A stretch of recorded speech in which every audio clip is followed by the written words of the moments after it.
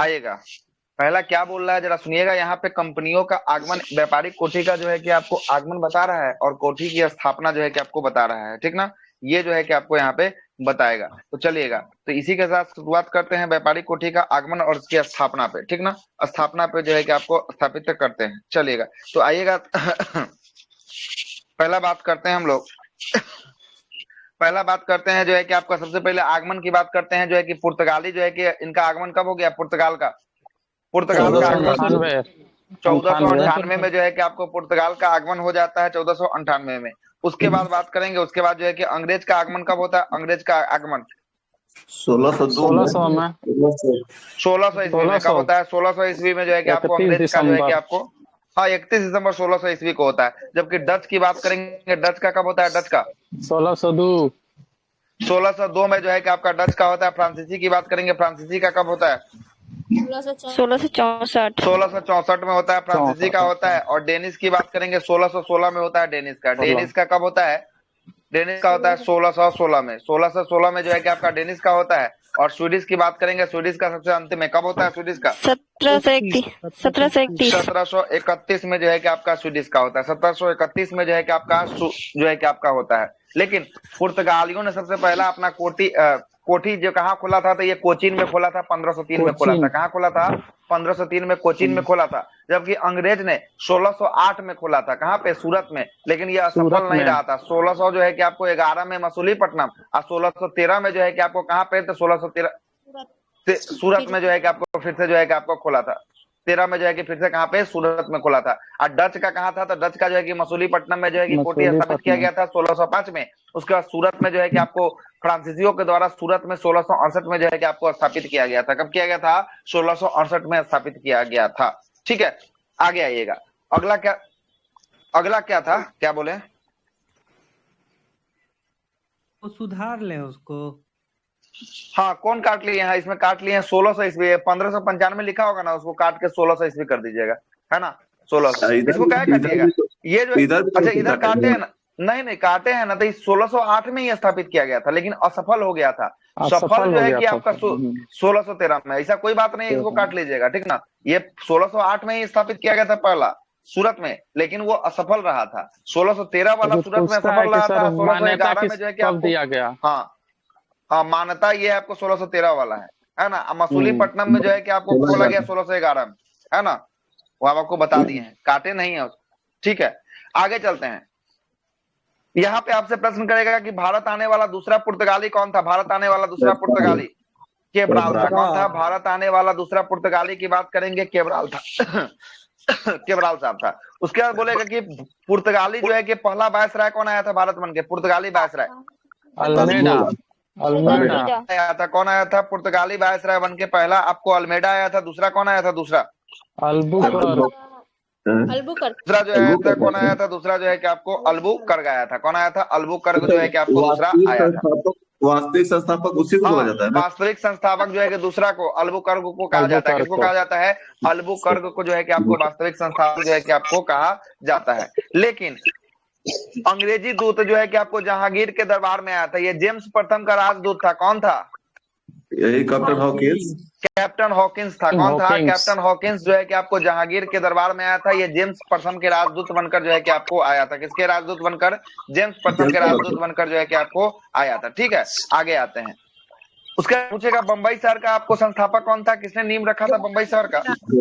Gerald ओंगियार। हाँ, ओंगियर के द्वारा जो है कि आपको रखा गया था। किसके द्वारा, गेराल्ड ओंगियर के द्वारा इसका नींव रखा गया था। जबकि कोलकाता शहर का नींव किसने रखा था, कोलकाता शहर का नींव जॉर्ज चारनॉक ने जो है कि आपको रखा था। किसने रखा था, जॉर्ज चारनॉक में जो है कि आपको रखा था। जबकि फोर्ट विलियम कोलकाता में जो है कि आपका प्रथम प्रेसिडेंटी का स्थापना किसने किया था, फोर्ट विलियम का, चार्ल्स आयर के द्वारा। ठीक ना, चार्ल्स आयर के द्वारा जो है कि आपको चार्ल्स आयर के द्वारा जो है कि आपको किया गया था। ठीक ना। जबकि पांडिचेरी का प्रथम गवर्नर किसको बनाया गया था, पांडिचेरी का प्रथम गवर्नर फ्रैंको मार्टिन को बनाया गया था। किसको बनाया गया था, फ्रैंको मार्टिन को जो है कि आपको बनाया गया था। पांडिचेरी का प्रथम गवर्नर किसको, फ्रैंको मार्टिन को बनाया गया था। जबकि मद्रास के संस्थापक कौन थे, मद्रास के संस्थापक फ्रांसिस डे फ्रांसिस डे थे। कौन थे? फ्रांसिस डे थे। जबकि हम आपसे बात करेंगे फ्रांस के, तो ये कौन? फ्रांसिस डे जो है कि मद्रास के हो गए। कलकत्ता के संस्थापक कौन थे? कोलकाता के जॉन चार्नोक, जॉन चार्नोक थे। जबकि बम्बई का बात करेंगे, बम्बई का कौन? अंगियार, हाँ, अंगियार, ग्रांड ओंगियर के द्वारा जो है कि आपको अंगियार। था, ठीक ना, ग्रांड ओंगियर। अगले प्रश्न पे आते हैं। अगला प्रश्न बताइएगा। अगला प्रश्न है कि जॉन सुमरन, ये क्या नाम है? जॉन सुमरन जो है कि मुगल सम्राट फरोक्सियर से विशेष व्यापारिक सुविधा प्राप्त करने वाला शिष्टमंडल का मुखिया था। ये कौन था शिष्टमंडल का मुखिया? तो जॉन सुरमन था। सुरमन जो है कि आपको किससे प्राप्त किया था? तो ये समरन था ना, शायद समरन था। ये फरोक्सियर से प्राप्त हुआ था। किससे हुआ था? हाँ, समरन था। फरोक्सियर से जो है कि आपको विशेष रूप से यह अधिकार जो है कि आपको प्राप्त किया था, समरन के द्वारा जो है कि आपको प्राप्त किया गया था। फ्रेंकोइस कैरो, अगला नाम आएगा। फ्रेंकोइस कैरो का नाम आएगा। ये प्रथम जो है कि फ्रांसीसी फैक्ट्री का संस्थापक जो है कि आपका सूरत में किया था, फ्रांसिस कैरो के द्वारा जो है कि आपको किया गया था। लेकिन हॉकिंस फारसी भाषा को बहुत अच्छा से जानकार था। वह जो है कि आपको हेक्टर नामक जहाज से आया था। हॉकिंस किस नामक जहाज से आया था? हॉकिंस हेक्टर नामक जहाज का जो है कि आपको कप्तान था। किसका कप्तान था? हेक्टर नामक जहाज का वो कप्तान जो है कि आपको था, ठीक ना। अब भारत आने वाला पहला अंग्रेज जहाज की बात करेंगे, वो कौन सा था? रेड ड्रैगन था। कौन था? रेड ड्रैगन जो है कि आपको पहला जो है कि आपको जहाज था। हाँ, इंडियन नहीं, रेड ड्रैगन। यहाँ पे इंडियन लिखा होगा, इसको काट के ड्रैगन हम ऊपर में लिख दिए हुए हैं, ठीक ना। ड्रैगन ऊपर में हम लिख चुके हुए हैं, ठीक है। आगे आइए। अब आते हैं अंग्रेजों में। अंग्रेजों की भारत का विजय की नीति क्या क्या था, उसके बारे में। अब अंग्रेज का भारत का विजय का नीति क्या क्या रहा है, इसके बारे में जरा समझते हुए आगे चलते हैं। आगे रखते हैं बातों को। देखिएगा, अंग्रेज और फ्रांस के बीच जो है कि आपको युद्ध लड़ा गया था, जिसे हम लोग कौन सा युद्ध के नाम से जानते हैं? अंग्रेज और फ्रांस के बीच युद्ध लड़ा गया, कर्नाटक का युद्ध। कौन सा? कर्नाटक के युद्ध को जो है कि आपको जानते हैं। कर्नाटक का युद्ध पूछेगा किसके किसके बीच में हुआ था, तो अंग्रेज और फ्रांस के बीच में जो है कि आपको हुआ था। कौन सा युद्ध हुआ था? कर्नाटक का युद्ध जो है कि आपको लड़ा गया था। और कितना कर्नाटक का युद्ध लड़ा गया था? तो तीन गो कर्नाटक का युद्ध लड़ा गया था। कितना? 3 कर्नाटक युद्ध जो है कि आपको लड़ा गया था। पहला कर्नाटक युद्ध की बात करेंगे। पहला कर्नाटक युद्ध जो है कि आपको 1746 से लेकर 48 के बीच लड़ा गया था। कितना? 1746 से लेकर 48 के बीच आपको पहला कर्नाटक युद्ध लड़ा गया था। ये कितने साल हुआ? 2 साल ये चला था। कितना साल? 2 साल जो है कि आपको चल गया ये, ठीक है। और इसका कारण पूछता है कि प्रथम कर्नाटक युद्ध का कारण क्या था, तो ऑस्ट्रिया का उत्तराधिकार का युद्ध जो है कि इसका कारण था। क्या था कारण इसका? प्रथम कर्नाटक युद्ध का ऑस्ट्रिया का उत्तराधिकार का युद्ध जो है कि इसका कारण था। और इसी युद्ध में जो है कि इसी युद्ध को जो है कि आपको सेंट टोमेक का युद्ध भी आपको कहा जाता है। किस युद्ध को सेंट टोमेक का युद्ध कहते हैं? प्रथम कर्नाटक युद्ध को ही कहते हैं। क्या कहते हैं? प्रथम कर्नाटक युद्ध को ही हम लोग सेंट टोमे का युद्ध जो है कि आपको कहते हैं। और इसका तत्कालीन कारण क्या था? तो तत्कालीन कारण जो है कि एक अंग्रेजी अधिकारी कैप्टन बॉर्नेट द्वारा कुछ जो है कि आपको फ्रांसीसी जहाज पर कब्जा कर लिया गया। इसके कारण जो है कि पहला कर्नाटक युद्ध जो है कि आपको हुआ था। और पहला कर्नाटक युद्ध में जो है कि आपको डुप्ले ने जो है कि आपको मॉरिशस फ्रांसीसी गवर्नर ला बोडोन को जो है कि आपको सहायता से मद्रास को जो है कि आपको जीत लिया था। डुप्ले ने जो है कि किससे जीत लिया? मद्रास को जो है कि आपको जीत लिया था। और प्रथम कर्नाटक युद्ध की बात करेंगे, ये किस संधि के साथ समाप्त हुआ था? प्रथम कर्नाटक युद्ध पहला कर्नाटक युद्ध जो है कि आपको एला सापेल की संधि के साथ 1748 ईस्वी में जो है कि आपको समाप्त कर दिया गया था, ठीक ना। और इस संधि के शर्त के अनुसार मद्रास को अंग्रेज तथा अमेरिका के जो है कि आपको लुइस फ्रांसिस्को को वापस जो है कि आपको मिल गया था। और इसी तरह इस युद्ध का जो है कि आपको दोनों दल जो है कि आपको बराबर रहा था। एक तरफ जो है कि मद्रास किसको मिल गया? मद्रास अंग्रेज को मिल गया, तथा अमेरिका के लुइस वर्ग जो है कि आपको किसको मिला था? तो ये फ्रांसीसी को जो है कि आपको मिल गया था। तो अंग्रेज और फ्रांसीसी के बीच जो है कि पहला कर्नाटक युद्ध लड़ा गया था। कब से कब तक लड़ा गया था पहला कर्नाटक युद्ध? 1746 से लेकर 48 के बीच जो है कि पहला कर्नाटक युद्ध लड़ा गया था। किस संधि के साथ समाप्त हुआ था? एला सापेल की संधि के साथ समाप्त हुआ था, ठीक ना। एला सापेल की संधि के साथ समाप्त जो है कि आपको हो गया था। अब आते हैं दूसरा कर्नाटक युद्ध की तरफ आते हैं। क्या हुआ दूसरा कर्नाटक युद्ध? दूसरा कर्नाटक युद्ध की बात करेंगे। कब से कब तक जो है कि आपको लड़ा गया दूसरा कर्नाटक युद्ध? 1749 से 54 के बीच जो है कि आपको लड़ा गया था। ये 5 साल जो है कि आपको युद्ध चला था। कितना साल चला था? 5 साल जो है कि आपका ये युद्ध चला था। और इसका तत्कालीन कारण क्या था? इसका तत्कालीन कारण दूसरा कर्नाटक युद्ध का तत्कालीन कारण क्या था? तो हैदराबाद कर्नाटक के उत्तराधिकार के दो गुटों में जो है कि आपको युद्ध था। हैदराबाद और कर्नाटक का जो है कि उत्तराधिकार का युद्ध चल रहा था, यही जो है कि आपको सेकंड कर्नाटक युद्ध का तत्कालीन कारण जो है कि आपको बन चुका था, ठीक ना। और इसी जो है कि आपको कर्नाटक युद्ध में, दूसरा कर्नाटक युद्ध में एक युद्ध होता है जिसे कहते हैं अंबूर का युद्ध। अंबूर का युद्ध जो है कि कब होता है? अंबूर का युद्ध 1749 में। कब होता है? हाँ, 1749 में अंबूर का युद्ध होता है और अंग्रेजी गुट और फ्रेंच गुट के बीच होता है। तो आपको जस्ट हम स्टार्ट करने से पहले ही बता दिए कि जो कर्नाटक युद्ध हुआ था ये अंग्रेज और फ्रांसीसी के बीच जो है कि आपको हुआ था, जिसमें से पहला कौन हो गया? तो पहला हो गया आपको अंबूर का युद्ध हो गया, 1749 में जो है कि आपको हो गया। और बताइएगा कि इस युद्ध, जो दूसरा कर्नाटक युद्ध हुआ, ये कौन संधि के साथ समाप्त हुआ? दूसरा कर्नाटक युद्ध पौंडीचेरी के संधि। किस संधि के साथ समाप्त हुआ था? पौंडीचेरी के संधि के साथ जो है कि आपको समाप्त किया गया था। 54 में जो है कि आपको समाप्त कर दिया गया था। कब? 1754 में पांडिचेरी के संधि के साथ जो है कि यह युद्ध जो है कि आपको समाप्त हुआ था। तत्कालीन कारण क्या था? तो हैदराबाद और कर्नाटक के उत्तराधिकार के बीच जो दो गुटों में युद्ध हो रहा था, वही इसका तत्कालीन कारण था। और इसी मध्य में जो है कि आपका अंबूर का युद्ध होता है, 1749 में अंबूर का युद्ध होता है। चलेगा, तीसरा कर्नाटक युद्ध की तरफ बढ़ते हैं। 3 कर्नाटक युद्ध में अंतिम कर्नाटक युद्ध था कर्नाटक युद्ध। तीसरा कर्नाटक युद्ध ये 1700 कब से कब तक हुआ था? 56 से लेके जो है कि आपको 63 तक चला था। कब तक चला था? 1756 से लेके 1763 तक चला था। ये इसका टाइम पीरियड 7 साल हुआ। कितना साल हुआ? 7 साल हुआ। इसलिए इसे सप्तवर्षीय युद्ध के नाम से भी जानते हैं। किस युद्ध के नाम से जानते हैं इसे? युद्ध के नाम से जो है कि आपको जाना जाता है। किसको जाना जाता है? कौन सा युद्ध को? सप्तवर्षीय युद्ध को। हाँ, तीनों में जो है कि आपको फ्रांस, ठीक है।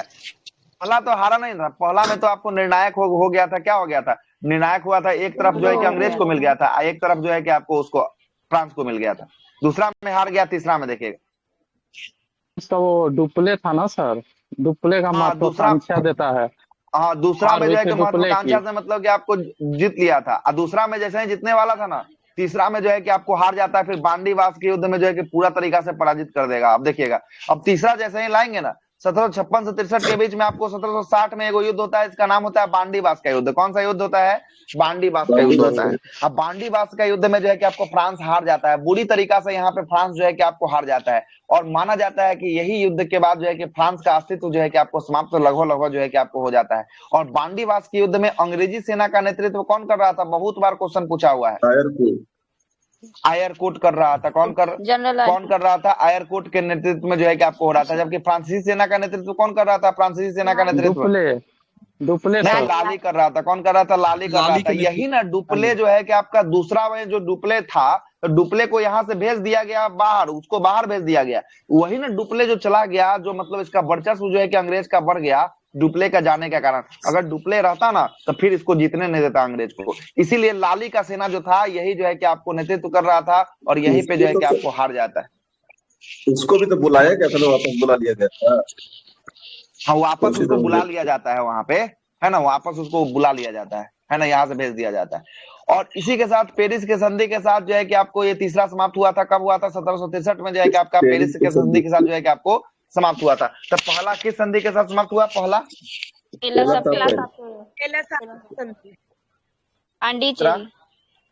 दूसरा पौंडीचेरी, तीसरा क्या था? तीसरा जो है कि आपको पेरिस के संधि के साथ जो है कि आपको समाप्त होता है। तीसरा पेरिस के संधि के साथ समाप्त होता है। सबसे बड़े युद्ध के नाम से किसे जाना जाता है? पहला, दूसरा या तीसरा? तीसरा कर्नाटक। सही है, तीसरा कर्नाटक युद्ध को जो है कि आपको जाना जाता है। चलिए, बांडीवास का युद्ध कब होता है? बांडीवास का युद्ध 1760 में जो है कि आपको बांडीवास का युद्ध होता है। बांडीवास के युद्ध में जो है कि अंग्रेजी सेना का नेतृत्व कौन कर रहा होता है? जबकि फ्रांसीसी सेना का नेतृत्व कौन कर रहा होता है? लाली कर रहा होता है। कौन कर रहा होता है? लाली जो है कि आपको कर रहा था। अंबूर का युद्ध कब होता है? अंबूर का युद्ध 1749 में होता है। कब होता है? 1749 में जो है कि आपको अंबूर का युद्ध होता है। आगे चलते हैं, अगला सुनिएगा। आगे है कि हाँ बोलिए। दोनों सेम ना है? अंबर अलग है, अंबूर अलग है। अंबर का युद्ध दोनों सेम है क्या? अंबूरे तो जान रहे थे, अंबर भी इसका नाम है क्या? वो भी तो सब नहीं हुआ था। चलिए तब सेव होगा। हाँ ठीक है, वही है। अंबूर का युद्ध या अंबर का युद्ध वही दे रहा है, ठीक ना, 1749 में ही है। ठीक है, आगे चलते हैं। अगला है कि तीसरा कर्नाटक युद्ध के बाद फ्रांसीसी भारत में पुनः जो है कि आपको समाप्त हो गया था। तीसरा कर्नाटक युद्ध के बाद जो है कि फ्रांसीसी का शक्ति जो है कि भारत में पूर्णतः क्या हो गया, पूर्णतः जो है कि आपको समाप्त जो है कि आपको हो चुका था। उसके बाद पेरिस के संधि के बाद फ्रांसीसी साम्राज्य को जो है कि आपको डुप्ले के द्वारा जो है कि आपको मजबूत नींव जो है कि आपको उखाड़ फेंका था। जो डुप्ले जो नींव रखा था, फ्रांसीसी का जो नींव डुप्ले के द्वारा रखा गया था, वो पेरिस की संधि के साथ क्या हुआ था, तो इसको उखाड़ के पूरा फेंक दिया। मतलब ये पूरा का पूरा नींव जो है कि क्या हो गया, समाप्त हो गया था। और इसके बाद अंग्रेजों का आपका विस्तार जो है कि आपको भारत में होने लगा था। उसके बाद क्या हुआ, अंग्रेजों का विस्तार जो है कि आपको होने लगा था। ठीक ना। 1759 में एक आपका युद्ध बताए थे, कौन सा युद्ध था 1759 में? बेदरा का युद्ध। बेदरा का युद्ध है। बेदरा में किसको उखाड़ फेंका था? बेदरा में डच को डच को उखाड़ फेंका था। किसको उखाड़ फेंका था? डच को उखाड़ फेंका था। और 1760 में जो है कि आपको बांडीवास में किसको उखाड़ फेंका? फ्रांसीसी को उखाड़ फेंका। कौन फेंका? तो ये जो है कि अंग्रेज जो है कि आपको फ्रांसीसी को उखाड़ फेंक दिया था। अब आगे आइए, आगे आते हैं। अब थोड़ा सा जो है कि हम आपको पहला दिन जो पढ़ाए थे वही सब थोड़ा सा रिपीट करेगा, तो इसको जरा फास्ट में लेके चलेंगे, ठीक ना। बंगाल का अधिपत्य या अधिग्रहण की बात करते हैं। बंगाल में देखिएगा, बंगाल में अंग्रेजों के द्वारा बंगाल को अधिग्रहण करने के लिए 18वीं शताब्दी के उपरांत ऐतिहासिक घटनाएं, जिसमें 1757 से 1764 के बीच बंगाल में जो है क्या, बंगाल का नवाब सिराजुद्दौला, मीर जाफर और मीर कासिम ने अपना संप्रभुता के कार्य को बनाए रखने के लिए असफल रहा। परिणाम स्वरूप बंगाल में कंपनी का संप्रभुत्व को स्थापित जो है कि आपको हो गया।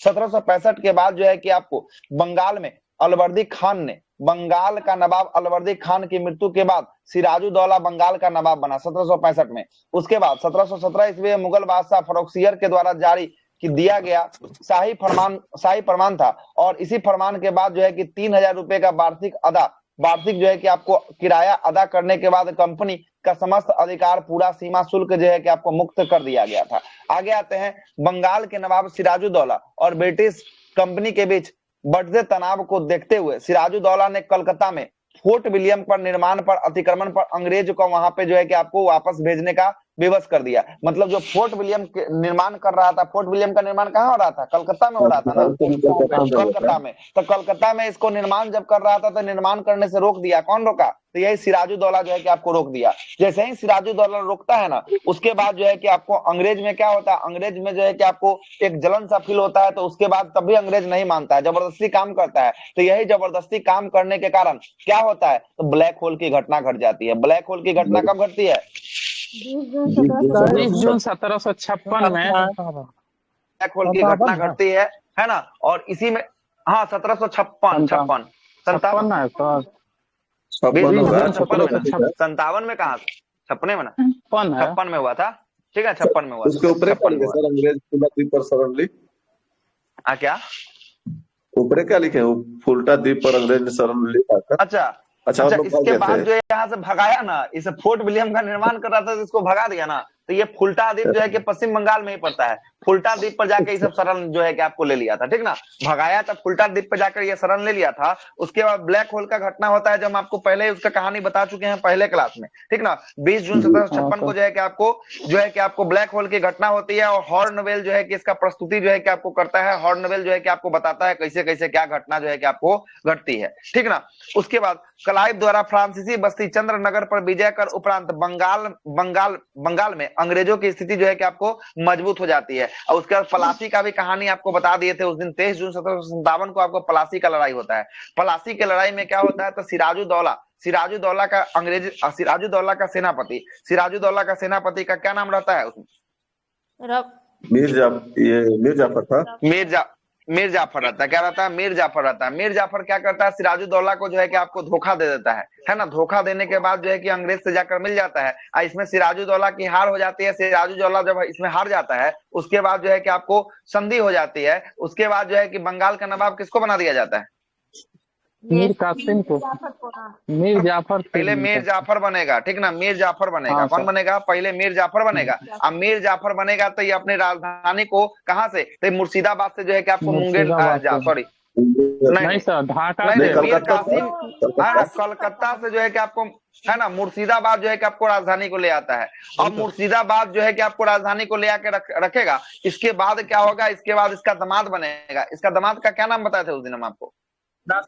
मीर कासिम। पहले मीर जाफर है, मीर जाफर के बाद तब मीर कासिम आएगा, ठीक ना। मीर कासिम उसके बाद आएगा। अब इसमें बहुत कंफ्यूजन होता है, पहले मीर जाफर की पहले मीर कासिम। एग्जामों में आदमी गलती जो है कि मार के आता है, समझिएगा ना। तो जाफर, तो आपको याद करने के लिए कोई ट्रिक बता देते हैं। कोई आप लोग में से किन्हीं को ट्रिक है तो कुछ बताइए, नहीं तो हम ट्रिक लास्ट में अपना बताएंगे। बताइए, जाफर की कासिम कैसे याद रखिएगा? पहले कौन याद है किए हुए सेनापति याद रहता है सर।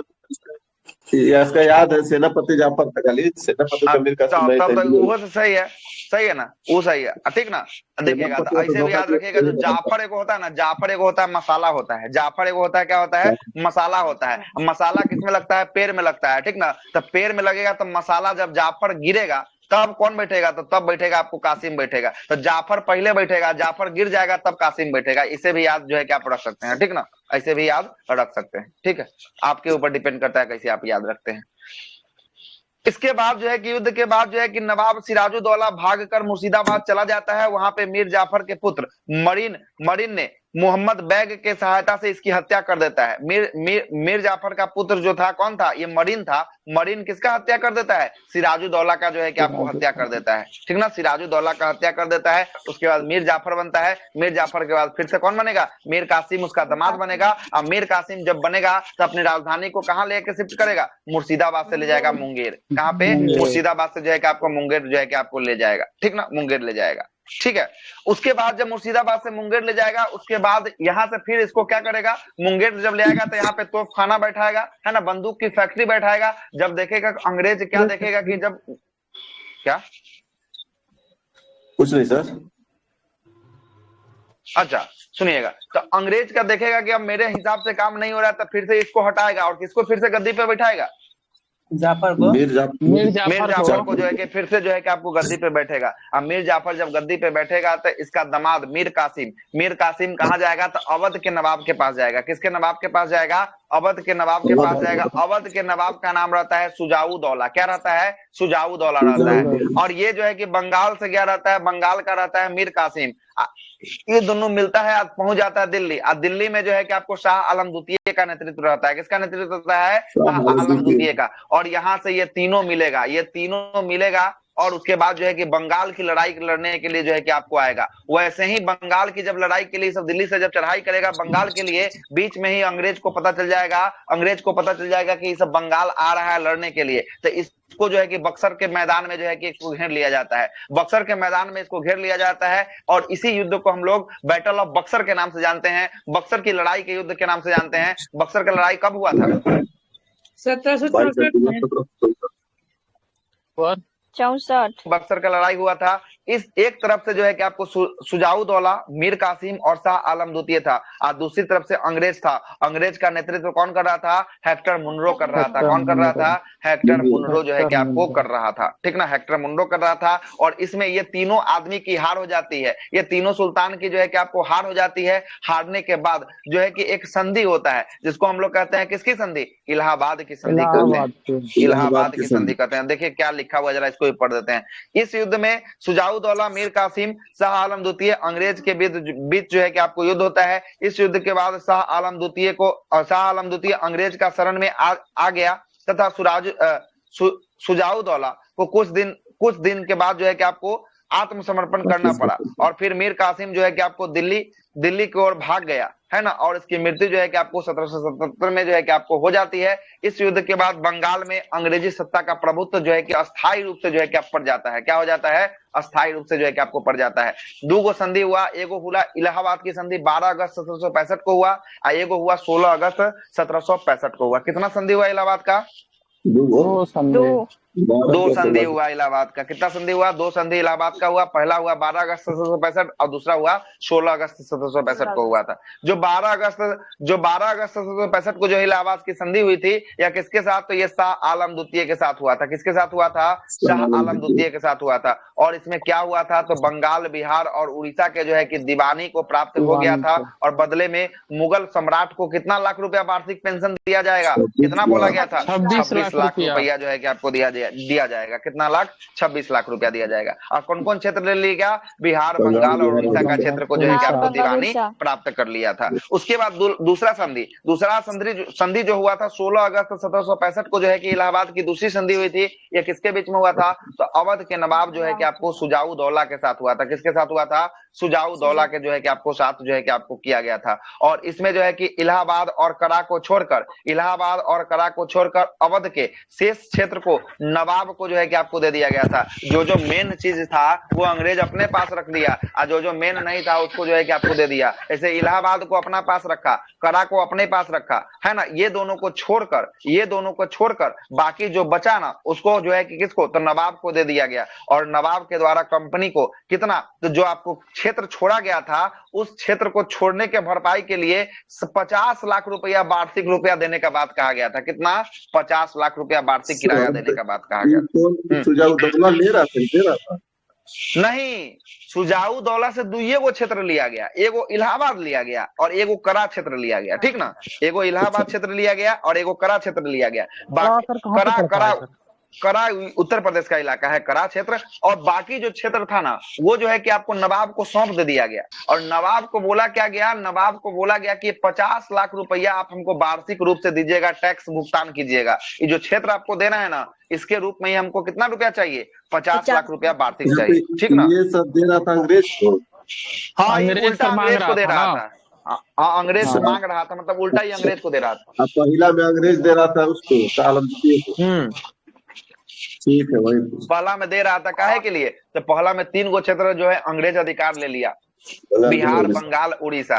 इसी के साथ बंगाल में द्वैत शासन व्यवस्था का प्रारंभ जो है कि आपको 1765 से लेकर 1772 तक द्वैत शासन का प्रारंभ होता है। कौन करता है द्वैत शासन का प्रारंभ? तो रॉबर्ट क्लाइव करता है। कौन करता है? रॉबर्ट क्लाइव जो है कि आपको करता है द्वैत शासन का प्रारंभ, जो है कि आपको रॉबर्ट क्लाइव करता है।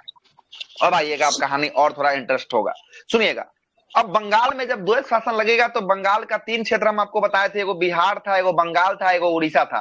तो अब यहाँ से टैक्स को वसूलने के लिए, राजस्व को वसूलने के लिए व्यक्ति का जो है कि नियुक्त कर दिया जाएगा। तो बिहार के लिए किसको नियुक्त किया? बिहार के लिए सिताब राय को नियुक्त किया। सही है, सिताब राय को बिहार के लिए। बंगाल के लिए किसको नियुक्त किया? बंगाल के लिए रजा खान को नियुक्त किया। किसको? नजा खान को नियुक्त किया। उड़ीसा के लिए किसको नियुक्त किया? राय दुर्लभ को जो है कि आपको नियुक्त किया था। किसको? राय दुर्लभ को जो है कि आपको नियुक्त किया था। और क्या करता था जरा सुनिएगा। ये 3 हो गया, आपको नियुक्त हो गया था। बिहार के लिए सिताब राय, बंगाल के लिए मोहम्मद रजा खान और उड़ीसा के लिए राय दुर्लभ को जो है कि आपको नियुक्त कर दिया गया था। और ये काहे के लिए? तो टैक्स को वसूलने के लिए। अंग्रेज द्वारा टैक्स को जो है कि यहाँ पे वसूला जाता था, और यहाँ पे सड़क प्रशासन आदि नवाब के द्वारा देखा जाता था। जो सड़क था, जो प्रशासन क्षेत्र था और जो आदि का जो क्षेत्र था, वो किसमें? तो वो नवाब के जो है कि आपको देख रेख में जो है कि उसको रख दिया जाता था। और इसी के साथ 1772 में जो है कि आपको द्वैत शासन का अंत होता है। कौन करता है द्वैत शासन का समाप्ति? वारेन हेस्टिंग्स के द्वारा जो है कि आपको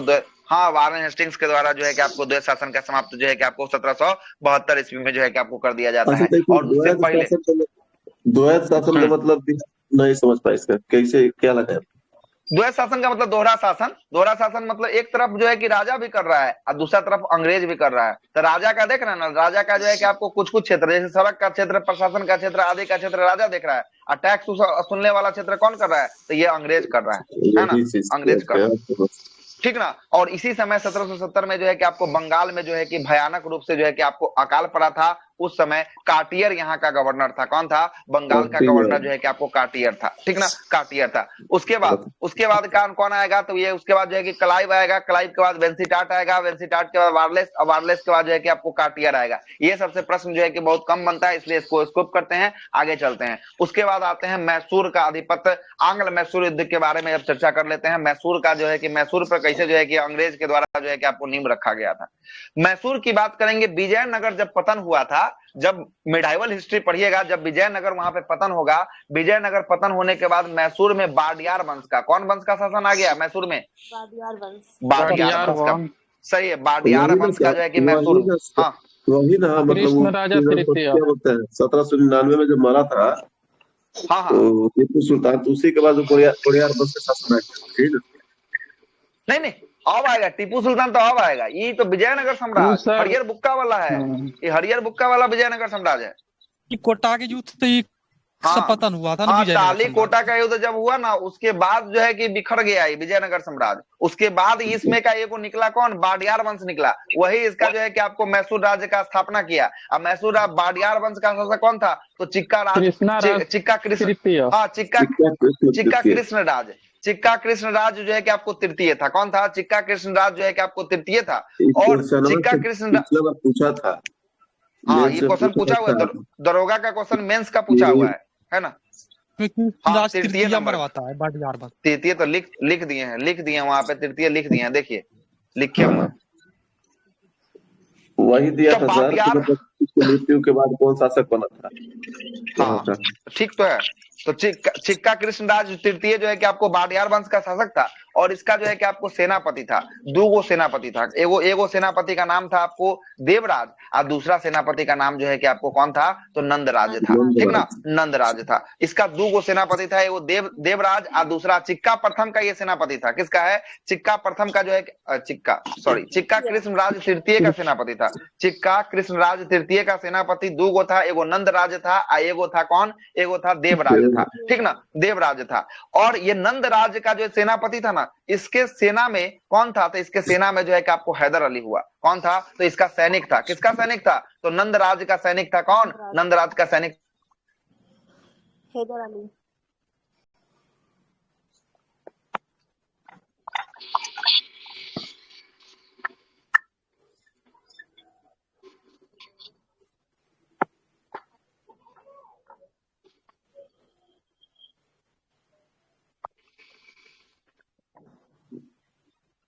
आ रहा है सर आवाज? स्क्रीन, स्क्रीन कटेगा अभी, जस्ट कटेगा स्क्रीन, लाइट कटा है तो स्क्रीन कटेगा ना। इस देखिए फिर से इसको, हैदर अली जो है तो इस 1761 में स्थापित किया था 1761 में मतलब यहाँ का, इसका स्थापना मैसूर का। हाँ मैसूर का स्थापना देखिए ना, हैदर अली 1760 में नंदराज की हत्या कर देता है, ये अपना ही सेनापति का हत्या कर देता है, और इसके बाद जो है हैदर अली यहाँ का शासक बन जाता है ना? शासक जो है कि आपको बनता है। अभी आ रहे हैं ना, अभी आगे सब कहानी तो बचना ही है। अभी कट गया होगा स्क्रीन, फिर से जोड़ते हैं स्क्रीन को। जी, कहानियां सुनने में बड़ा मजा आता है, हिस्ट्री में बोर फील नहीं होता है इसमें। अरे कोई दिक्कत नहीं, सब हो जाएगा, ये तो हो जाएगा, बस समय का अभाव है, बस और कुछ नहीं। अब क्या होता है जरा सुनिएगा, स्क्रीन जा रहा है क्या?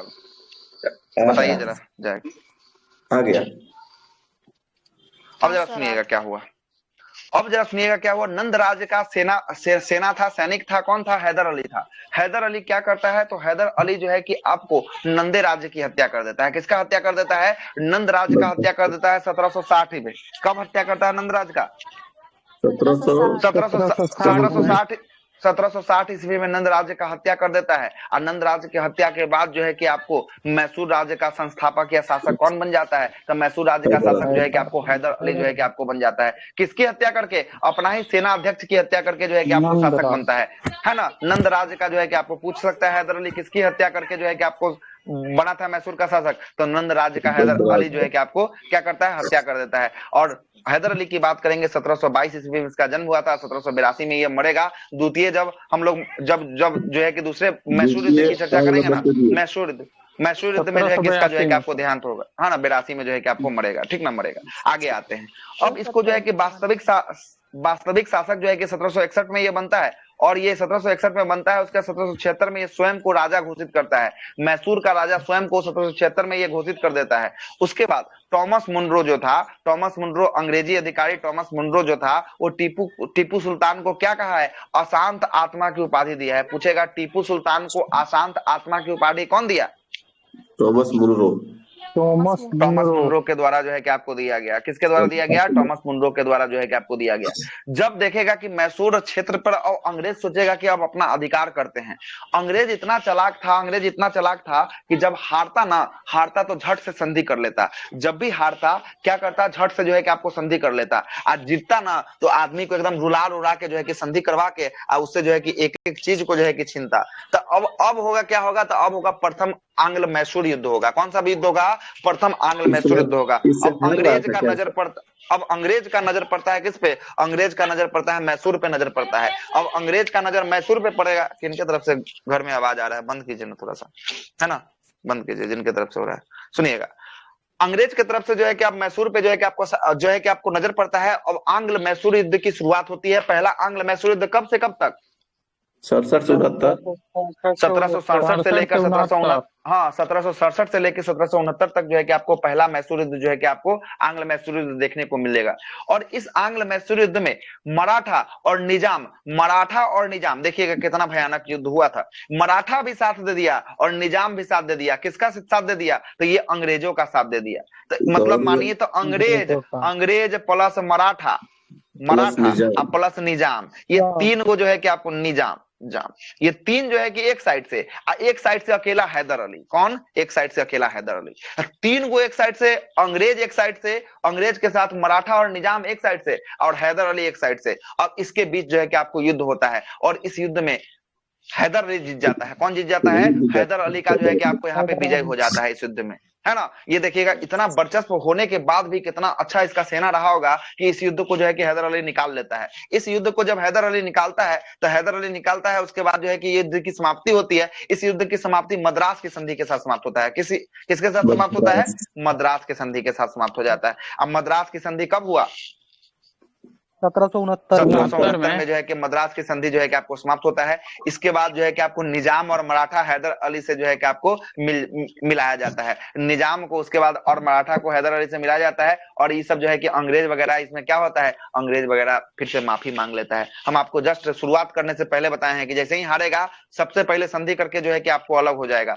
उसके बाद फिर से क्या करता है, तो 1769 में जब संधि होता है उसके बाद 11 साल का जो है कि सब अंग्रेज जो है कि वेट करता है। 11 साल वेट करके जो है कि फोड़ने का काम करता है। मैसूर में कुछ फोड़ देता है। फोड़ने के बाद अपनी सेना को और ज्यादा जबरदस्त बनाकर फिर से द्वितीय आंग्ल मैसूर युद्ध में कूद जाता है। द्वितीय आंग्ल मैसूर युद्ध कब से कब तक?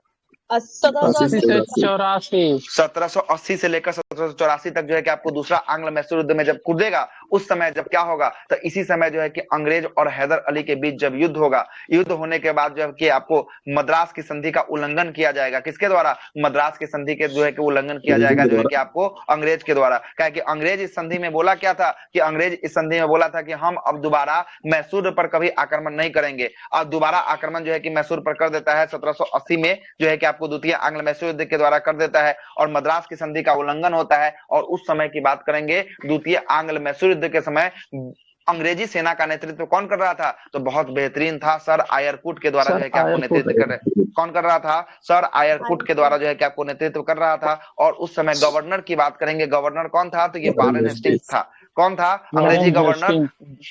अंग्रेजी गवर्नर जो है कि आपको वारेन हेस्टिंग्स था। यही आपको 1782 में जब युद्ध चलता है, 1780 से शुरुआत होता है, 2 साल तक तो एकदम खूब बढ़िया से होता है। 1782 में जो है कि आप पोर्टोनोवा का युद्ध होता है। किसका युद्ध होता है? पोर्टोनोवा का युद्ध जो है कि 1782 में जो है कि लड़ा जाता है। और इसी युद्ध में जो है कि आपको, इसी युद्ध के बाद जो है कि आपको हैदर अली क्या हो जाता है, तो हैदर अली की मृत्यु हो जाती है। 1782 में हैदर अली की मृत्यु हो जाती है। 1782 में जब हैदर अली की मृत्यु हो जाती है, उसके बाद हैदर अली का पुत्र रहता है। पुत्र अभी ज्यादा एज का नहीं रहता है, इसका नाम रहता है टीपू सुल्तान। तो अब जो है कि आप किसके साथ, तो ये टीपू सुल्तान के जो उत्तराधिकारी टीपू सुल्तान बनेगा, तो टीपू सुल्तान के साथ जो है कि आपको संधि हो जाएगा 1784 में। 1784 टीपू सुल्तान भी 2 साल लड़ता है, जब देखता है कि अब हार गए हैं तो संधि करता है। 1784 में जो है कि किसका संधि होगा? द्वितीय आंग्ल मैसूर युद्ध का संधि हो जाएगा। हाँ, मंगलोर की संधि होगा। कौन सा संधि होगा? मंगलोर की संधि। पहला कौन सा संधि हुआ था? पहला मद्रास के, पहला मद्रास का संधि। और दूसरा संधि कौन सा हो रहा है? दूसरा बेंगलोर।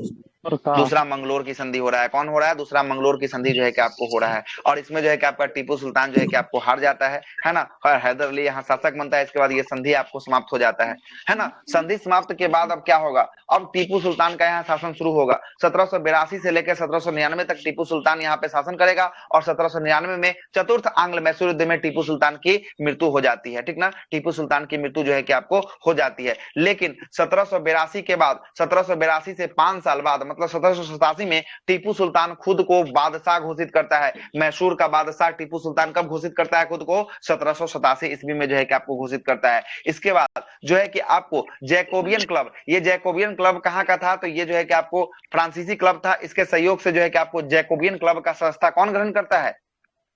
टीपू सुल्तान। टीपू सुल्तान जो है कि आपको ग्रहण करता है। सही है, टीपू सुल्तान ग्रहण करता है, और अपने राज्य में जैकोबियन क्लब का सदस्य बनता हूँ। जैकोबियन क्लब के बारे में जानकारी देखना पड़ेगा क्या था। ये बस इतना ही लिखा, जैकोबियन क्लब का जो है कि आपको सदस्य बनता है। कुछ ना कुछ रहा होगा उस समय, है ना। देखना पड़ेगा कि जैकोबियन का जो है कि आपको काम क्या था, ठीक ना। आगे आते हैं। उसके बाद अपने राज्य में स्वतंत्रता का एक वृक्ष भी लगवाता है। कौन लगवाता है? टीपू सुल्तान लगवाता है। और टीपू जो है कि आपको सीधा साधा जो है कि आपको जो है कि आपको सीधा साधा जो है कि आपको शासक जो है कि आपको माना जाता था। टीपू को जो है कि आपको कहा जाता था, और टीपू के उसकी वीरता के कारण शेर ऑफ मैसूर के नाम से उसे जाना जाता था। शेर ऑफ मैसूर किसे कहा जाता था? शेर ऑफ मैसूर टीपू सुल्तान को जो है कि आपको कहा जाता था। और टीपू का मानना था कि शेर की तरह एक दिन ही जीना बेहतर है, लेकिन गीदड़ की तरह लंबी जिंदगी से जीना अच्छा है। गीदड़ जो आपको लंबा जिंदगी जो है कि आपको बच बचा के जीता है, उससे अच्छा है कि एक ही दिन जिए लेकिन शेर की तरह जिए। ये कथन किसका था? ये कथन जो है कि आपका टीपू सुल्तान का था। किसका था? टीपू सुल्तान का था, ठीक ना। और यह प्रथम व्यक्ति था जिसने जो है कि आपको रॉकेट युद्ध में जो है कि आपको रॉकेट का प्रयोग जो है कि आपको किया था। टीपू जो है कि रॉकेट का प्रयोग करने वाला जो है कि आपको पहला शासक बन गया था, पहला बैठक। हाँ, ये जो है अब करेगा, अब इसके बाद जो है कि आप करेगा तीसरा में करेगा ये रॉकेट का प्रयोग, है ना, तीसरा में करेगा। अब तीसरा कर्नाटक युद्ध, जब टीपू आ गया दूसरा में, जब टीपू का उत्तराधिकारी मिला, तीसरा भी होता है टीपू के समय आपका तीसरा होता है। तीसरा आंग्ल मैसूर युद्ध कब से कब तक लड़ा जाता है? तीसरा आंग्ल मैसूर युद्ध 90 से 92। 90 से 92 के बीच जो है कि आपका तीसरा लड़ा जाता है। बहुत लंबा नहीं रहता है, 2 साल में युद्ध समाप्त हो जाता है। टीपू जो है कि आपको मंगलोर की संधि को संतुष्ट नहीं था। टीपू जो था वो जो है कि आपका दूसरा जो संधि था मंगलोर की संधि, इससे संतुष्ट नहीं था। इसने कुस्तुतुनिया और फ्रांस को अपना दूत भेजकर उससे सहायता प्राप्त किया था, सहायता मांगा था, ठीक ना। लेकिन कोई जो है कि आपको सहायता नहीं मिला था, कोई सहायता जो है कि आपको नहीं मिला था, है ना। कोशिश की थी सहायता की लेकिन नहीं मिली थी। इसके बाद टीपू जो है कि आपको हार जाता है। हार और अपमानजनक संधि जो है कि आपको होता है। उसके बाद जो है कि उसके टीपू के 2 बेटा को जो है कि आपको बंदी बना लिया जाता है। टीपू के कितना बेटा को? 2 बेटा को बंदी बना लिया जाता है। और ये विवश होकर क्या करता है? तो विवश होकर जब बेटा को बंदी बना लिया जाता है तो ये विवश होकर जो है कि 1792 में एक संधि कर लेता है। इस संधि का क्या नाम होगा? जो तीसरा कर्नाटक युद्ध, तीसरा आंग्ल मैसूर समाप्त होगा, श्रीरंगपट्टनम के संधि। सही है, श्रीरंगपट्टनम के संधि के साथ जो है कि आपको, हाँ, ये एको को युद्ध नहीं जीता, समझे। मतलब कि पहला के बाद ना अंग्रेज का वर्चस्व इतना न बढ़ने लगा कि जो है कि आपको जीत नहीं पाया, है ना। पहला जीता, नाक में दम करके रख दिया था ना। हाँ, नाक में दम तो कर ही दिया था, लेकिन जीत नहीं पाया था, है ना। नाक में दम तो कर ही दिया था लेकिन जीत नहीं पाया था। इतना बड़ा उसका सेना न था, मारा फिर भी नहीं जीता। नहीं, पेट में मारा लेकिन नहीं हो पाया इससे, ठीक ना। परेशान तो बहुत किया था, परेशान तो इतना कर दिया था कि अंग्रेज पूरा परेशान था। 4-4 को समझ रहे हैं, 4-4 को युद्ध खाली होगा कर्नाटक के लिए जो है कि आपको मैसूर के लिए खाली 4-4 को युद्ध हो रहा है। समझ रहे हैं बात? कितना बड़ा क्षेत्र रहा होगा, कितना परेशान किया होगा, तब ना 4 को युद्ध लड़ा गया, है ना। जब इसका 2 बेटा को बंदी बना लिया तब ये विवश हो गया। विवश होने के बाद 1792 में क्या किया? तो श्रीरंगपट्टनम की संधि के साथ युद्ध की समाप्ति कर ली। किस संधि के साथ? श्रीरंगपट्टनम की संधि के साथ जो है कि युद्ध की समाप्ति कर ली। और उस समय गवर्नर की बात करेंगे, उस समय गवर्नर कौन था? तीसरे कर्नाटक युद्ध, कर्नाटक मैसूर युद्ध के समय कॉर्नवालिस था। कौन था? कॉर्नवालिस। और कॉर्नवालिस का कहना था कि हमने अपने मित्रों को शक्तिशाली बनाए बिना अपने शत्रु को पंगु कर दिया, ठीक ना। हमने अपने मित्रों को शक्तिशाली बनाए, हमने अपने शत्रु को क्या कर दिया? शत्रु को जो है कि आपको पंगु कर दिया, ठीक है। मित्रों के शक्तिशाली बनाए मतलब नहीं समझे, मतलब मित्रों के शक्तिशाली बनाए मतलब कि जिसका जिसका जो है कि सपोर्ट मांगा था ना उसको शक्तिशाली नहीं बनाए।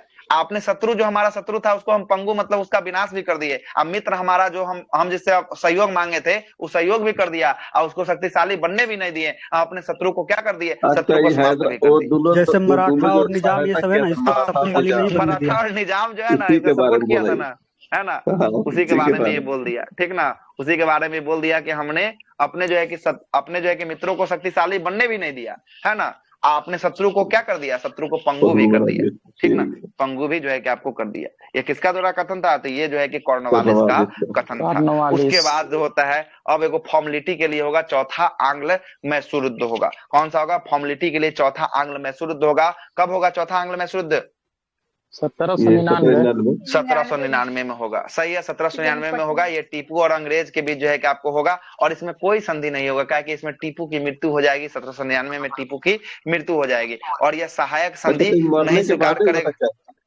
हाँ, टीपू की मृत्यु, जब संधि काहे होगा, संधि जब जन्मा रहेगा तभी ना, जब जब मरिए गया तो संधि किस बात का, तब तो अधिकार हो ही गया, तो संधि किस बात का, संधि तभी ना होगा जब वो जिंदा रहेगा, और जब खुद मर गया तो संधि किस। हाँ, चौथा में मर गया, दूसरा में इसका बाबूजी मरा, चौथा में खुद मर गया, चौथा में खुद मर गया, 1799 में ये मर गया। उसके बाद सहायक संधि जो है कि आपको स्वीकार लेकिन नहीं किया था। गवर्नर कौन था चौथा के समय, तो बेलेजली था। कौन था, बेलेजली था। इसे खूब क्वेश्चन पूछता है कि आपको चौथा के समय कौन था, तो बेलेजली था। चलिएगा, अब यहाँ पे आपको उसी चीज को जो है कि आपको लिख दिया गया है, बस समझ लीजिएगा क्या हुआ।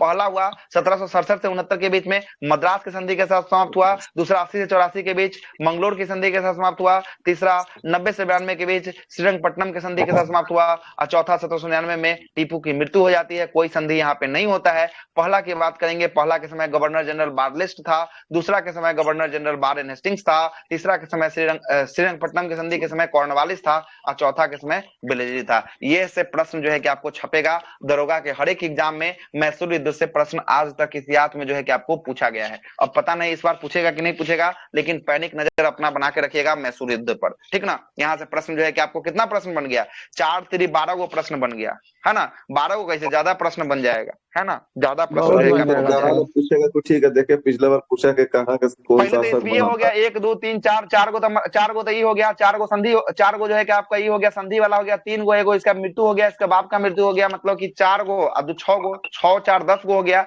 और 10 गो 4 14 गो तो ये हो गया। इसके बीच बीच में और सारा मैटर था, सब सही था, है ना। 20 गो मोटा मोटी यहाँ से प्रश्न जो है कि आपको हो जाएगा। अब 20 गो में से कोई प्रश्न उठा के जो है कि आपको डाल सकते हैं। हाँ क्या, 99 में सहायक संधि भी शुरू हुआ था। हाँ, 99 में सहायक संधि यही ना स्वीकार नहीं किया, नहीं लिखा हुआ, देखिए ना, सहायक संधि जो है कि आपको नहीं स्वीकारा, है ना। टीपू सुल्तान सहायक संधि को नहीं स्वीकारा था, ठीक ना, नहीं स्वीकारा। लेकिन सहायक संधि तो 98 से शुरू था ना सर। कृष्णराज तृतीय से स्वीकार किया था। कृष्णराज जो बना था ना, उसको बेलेजली करवाया था, जबरदस्ती करवाया था सर। हाँ, सहायक संधि चौथा जो संधि हुआ था सर, चौथा जो संधि हुआ था ये सहायक संधि के लेकर ही हुआ था। ये स्वीकार नहीं कर रहा था अपने से टीपू सुल्तान। हाँ हाँ, वो स्वीकार नहीं कर रहा था, जबरदस्ती इसको स्वीकार करवाना चाहा लेकिन नहीं करा। ये इसका ध्यान जो है कि आपको चौथे के समय जो है कि आपको हो गया था। वो जो है सहायक संधि के लिए ही चौथा वो जो है कि आपको हुआ था, लेकिन वो खुद उसका मृत्यु जो है कि आपको हो जाता है, बीच में मृत्यु हो जाता है। अब आइएगा आंग्ल मराठा युद्ध की तरफ चलते हैं। यहाँ से भी दरोगा भर भर के क्वेश्चन जो है कि उठा के जो है कि आपको देता है। आंग्ल मैसूर युद्ध, आंग्ल मराठा युद्ध, है ना। यहाँ से भी जो है कि आपका क्वेश्चन जो है कि आपको आएगा कर्नाटक युद्ध। ये 3 गो युद्ध जो है कि कंप्लीट रखिएगा ना, तो एक वो नहीं वो क्वेश्चन जो है कि जरूर छपेगा ये तीनों में से। कर्नाटक युद्ध, मराठा युद्ध और मैसूर युद्ध, ये 3 गो आपका जो है कि पूरा का पूरा कंफर्म रखिएगा, तो एगो प्रश्न जो है कि आपका छप जाएगा एग्जाम, एगो छपेगा यहाँ से। चलिए आइए इसको भी जरा देख ही लेते हैं, 5 मिनट का और खेला है, हो जाएगा समाप्त। पहला कर्नाटक युद्ध की बात करेंगे, मराठा युद्ध ना, सॉरी, पहला आंग्ल मराठा युद्ध की बात करेंगे। पहला आंग्ल मराठा युद्ध जो है कि आपको लड़ा गया था, किसके कब से कब तक लड़ा गया था, तो ये 1775 से 82 के बीच लड़ा गया था। कब से कब तक, 1775 से। ये तो हमको लग रहा है कि हम करवा दिए हैं, करवाए हैं, पीछे में करवाए हैं, हमको याद है। मराठा जब पढ़ा रहे थे वहां पे ही हुआ है, ठीक ना, हुआ है। और बता दीजिए सर। अच्छा है करवाइए ना। दीजिए एक बार मराठा और इसको और पढ़ ही देते हैं, ठीक ना। ऐसे एक बार हम इसको दूसरा वीडियो में शायद करवाए थे, तीसरा नंबर का क्लास है ना, दूसरा नंबर क्लास में ही करवाए हैं, ठीक ना।